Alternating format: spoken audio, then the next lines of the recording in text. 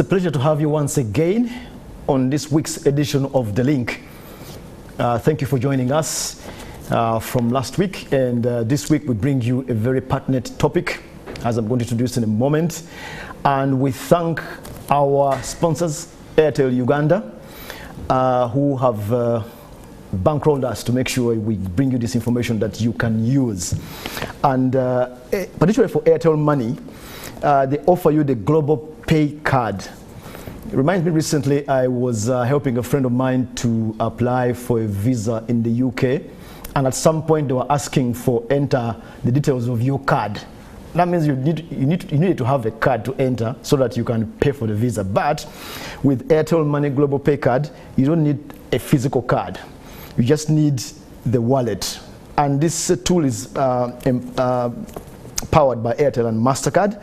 What happens is that you have your usual wallet on Airtel, and then you have this Airtel Money Global Pay Card wallet. There are two wallets. So you can move money from your usual wallet into this other one, and therefore you can begin to transact. And the transactions are powered by MasterCard, which is an international gateway for those doing business using cards. Buying things online, paying for movies, ordering for things abroad to come to Uganda, and so on. So it's all empowered within your mobile phone by Airtel and MasterCard. Just check it out. And once you move money from one wallet to another, it comes at no extra cost. So we thank you, Airtel Uganda, for supporting The Link. My guest tonight is Counsel Augustine Idot, who is a partner at Kampala Associated Advocate. And we're going to talk about how do you avoid ending up in court with your employee. This is one of the areas that can hit on your money, your bottom line, because you are in court. So what are the key areas where you are going to find problems? And we're going to discuss that today and some solutions. Counsel Augustine, welcome. Thank you very much, Sam, and thank you for having me on board. It's a pleasure being here with you today. We appreciate you giving us your time. So question one, what from practice do you know are the most common areas by which employers and employees are going to end up in court? Okay. Thank you, Sam. Maybe before venturing into that question, yes. Maybe let me just give some kind of contextual background. Employer-employee relationships, just like many relationships, are founded on the key notion of a contract. A contract is essentially an understanding and an agreement between two or more parties in relation or arising out of which there are obligations, there are rights, there are duties. Okay. As it is with every contract, many contracts are not permanent in nature. Many contracts, have sometimes a conflict of interest. Absolutely. And that normally triggers a lot of, contestations in relation to disputes over whose rights have been trampled, whose rights have been honored, whose duties have not been fulfilled. Yeah. And so, as a result of that nature of a relationship, there are bound to be misunderstandings, there are bound to be disputes. And back to your question, what are the common areas? Yeah. Of course, there are varied types of disputes, depending on the kind of relationship that the parties might have, depending on the duties and obligations that have been imposed by the parties, either by, by law or by virtue of the agreements that the parties have done or have entered into. And also, the nature of the disputes will also be determined by the kind of culture and the behavior of the various parties. Suffice to note here is that both parties are most likely to be in breach. So it's not a one-sided thing that either the employers are the ones always in breach. Both parties have issues. And both parties are more likely or will likely be in breach. Now, when you look at the terrain or the landscape of employment relationships, there are indeed a number of contestation areas. But the most common that we are now witnessing before the labor, the different labor offices, and in the courts of law, increasingly now at the industrial court. You can't summarize them. Maybe in the interest of time, I'll just pick out about 5 or 6. The first one is in relation to what generally we call as termination disputes. Termination. Termination is one of the modes that the law provides, and in most cases the parties also embed that in the employment contract, on how an employment relationship can be brought to an end. In most cases, it can be with justifiable cause, or with a justifiable reason, or without a justifiable reason. And it's important to note here that the ability to bring to an end a contract of employment through termination is open to both parties. It's not a one-sided affair. An employee can bring to an end an employment contract through resignation. And for whatever reason, you don't need to have any basis for under which you can resign. You can resign for whatever reason. So that's one example through which an employment contract can be brought to an end. Similarly, an employer in law and under contracts can also terminate an employment relationship through termination.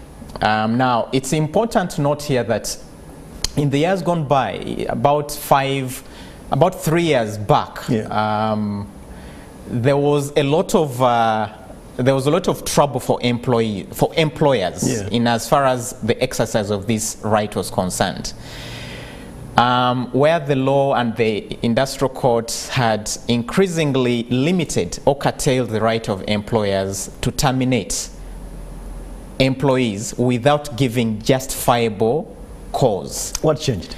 It was more of a clarification or a harmonization around the interpretation of the Employment Act. At the time when the Employment Act was made in 2006, a lot of sections, a lot of provisions were being used interchangeably.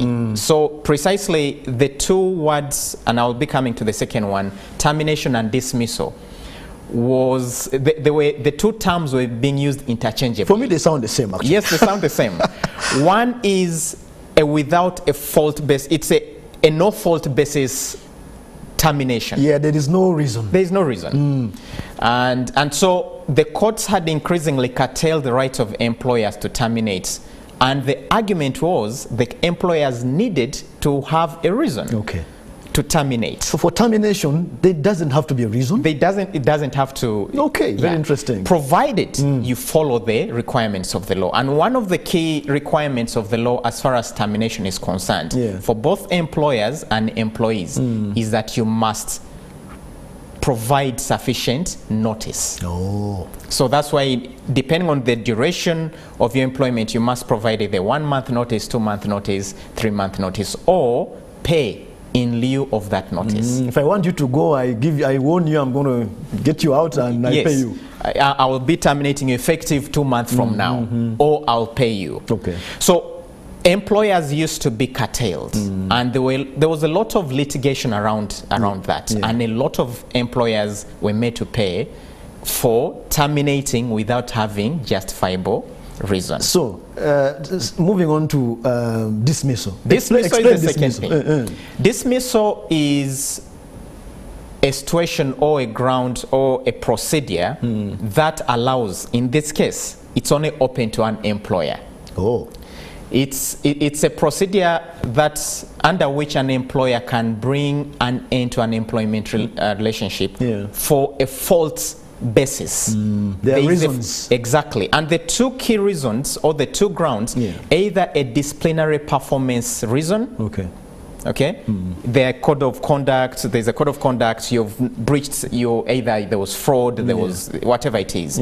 Or performance. You're a poor performer, there was a performance appraisal, you have not satisfied the requirements, the minimum satisfactory requirements for, then subject to the right of an employee to be given a fair hearing. Fair hearing Is a mandatory procedure and substantive requirement that must precede the dismissal.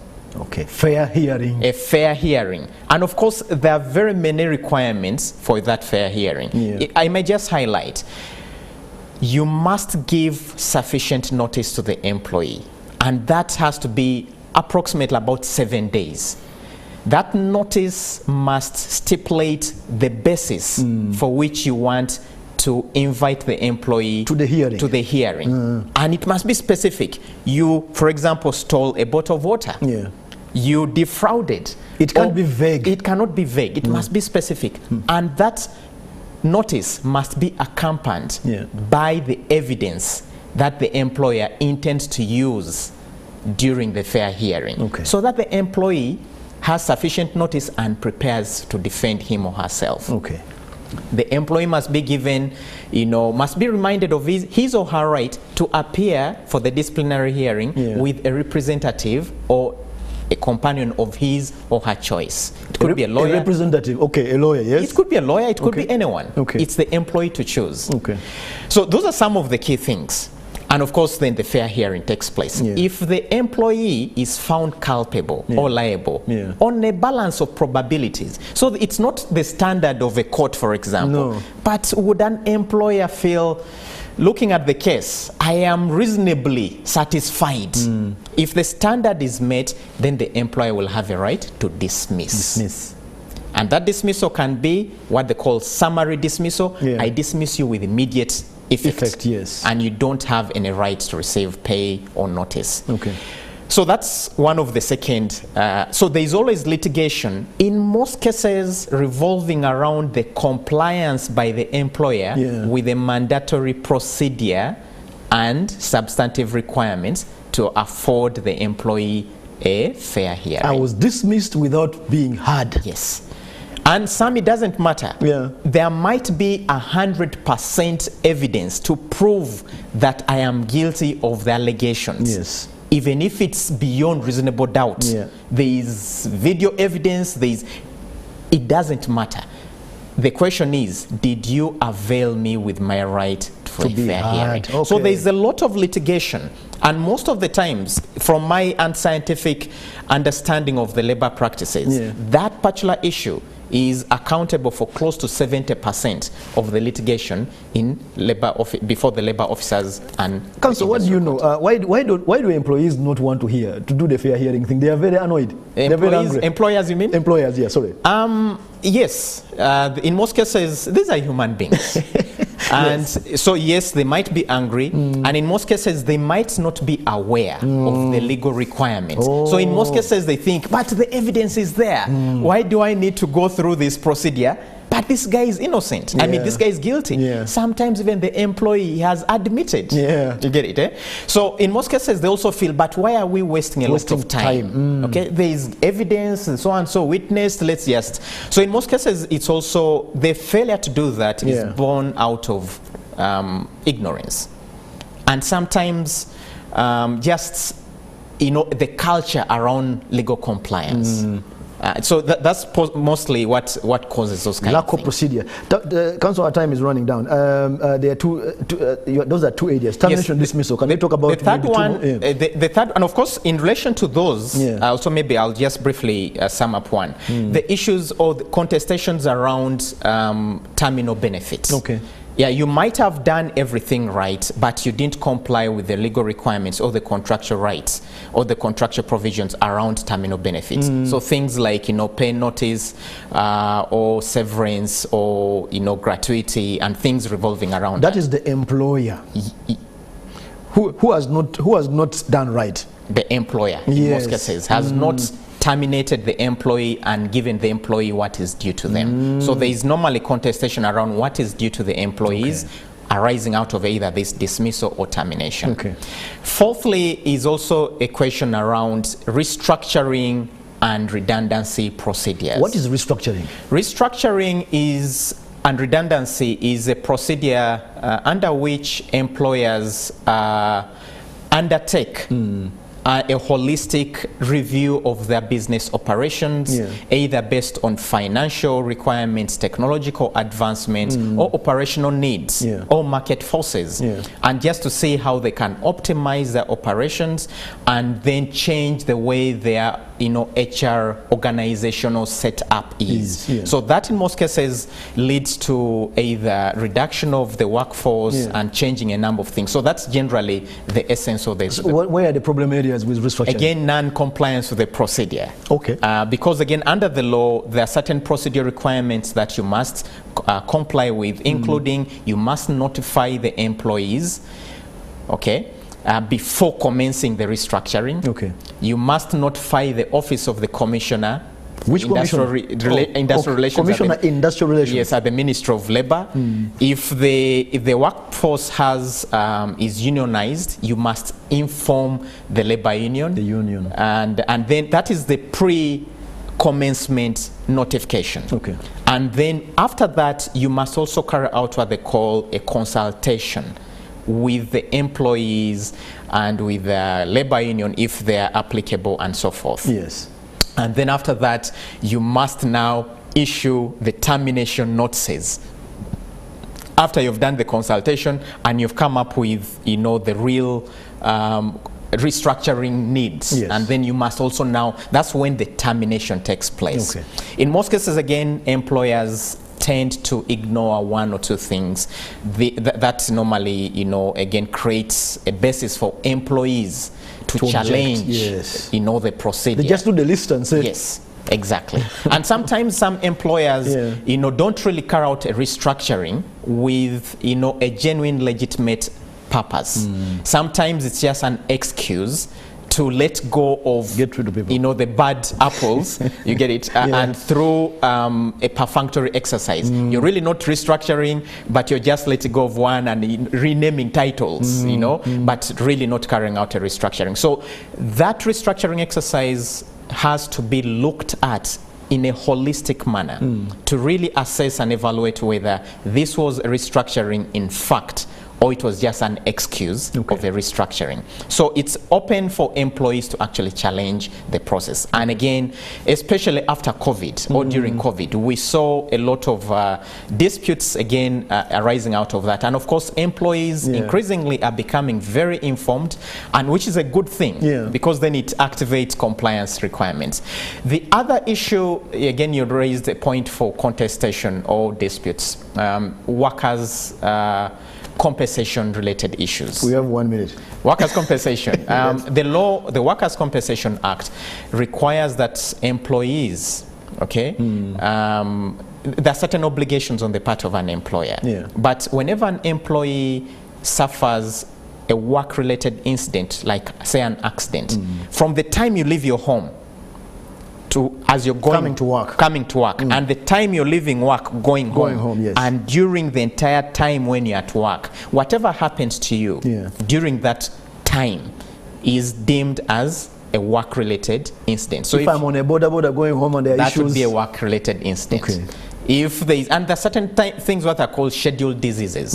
So again, if there is a scheduled disease, there's certain diseases that you're culpable or susceptible to getting on account of your work. So again, there are disputes around that, and the non-compliance on the part of on part of employers to examine, to assess, to ensure employees, and to ensure that they're actually compensated whenever such an incident happens. Again, there are disputes around that. So broadly speaking, those are the ones that we're beginning now to really identify. I think I'll need to bring you back to do more. And in 20 seconds, which are the laws that govern all the things? Of course, the beginning law is our constitution. The Constitution of Uganda, the Workers' Compensation Act, the Employment Act, and then of course also the Occupational Safety and Health Act, and of course then there are also certain other laws that govern the procedures. Meaning that the employers need to be cognizant of these laws. Yes. And they need to come to you. Well, or any other expert. But of course, if they can come to me, I would definitely be pleased to help them. Absolutely. Thank you very much, Counsel Augustine Idot, on taking us to class It's a pleasure. Employers especially, taking you to class on these issues that are going to bring you problems with employees in court. We thank Airtel Uganda for supporting the link.